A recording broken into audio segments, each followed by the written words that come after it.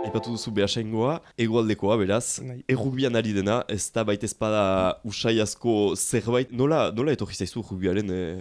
Bueno, hasieran hegoaldeko mutilen eta umen euneko haundi bat bezala futbolen hasi nintzen. Baina, bueno, nire gorputz izagugarrekin futbola oso ondetzen juten eta... Amaika urterekin deia hola handia zinen... Bai.